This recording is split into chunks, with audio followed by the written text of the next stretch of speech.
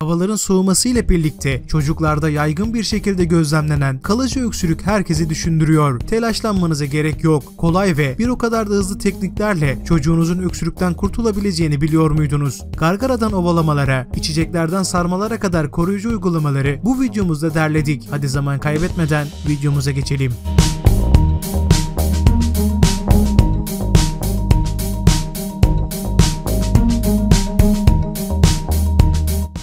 İlk duyduğunuzda size tuhaf gelebilir ancak sarımsağın doğal antibiyotik etkisi, soğuk algınlığı, ateş ve boğaz ağrısını iyileştirici gücü doğal süt ile birleşince muhteşem bir karışım oluşuyor.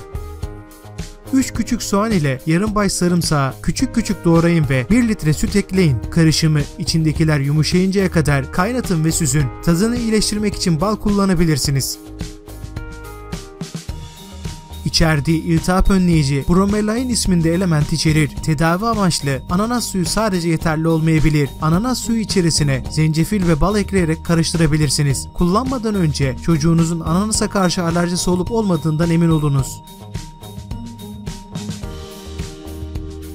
Genellikle zencefil her evde vardır. Az miktarda un, bal, zeytinyağı ve bir miktar zencefil tozunu karıştırın. Bandaj üzerine biraz alarak sürün. Çocuğunuz yatmadan en az 3 saat önce uygulayın. Eğer çocuğunuzun cildi hassas ise tahriş olmaması için bu yöntemi uygulamayın.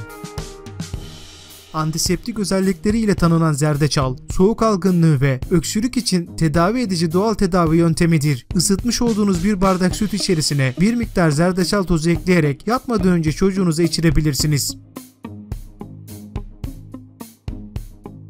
Tava veya mikrodalga fırın içerisinde biraz ısıttığınız deniz tuzunu çocuğunuzun ayaklarına uygulayın ve etrafını bandaj ile sarın. Soğuyunca çıkartın ve ayaklarını sıcak tutmak için çorap veya patik giydirebilirsiniz.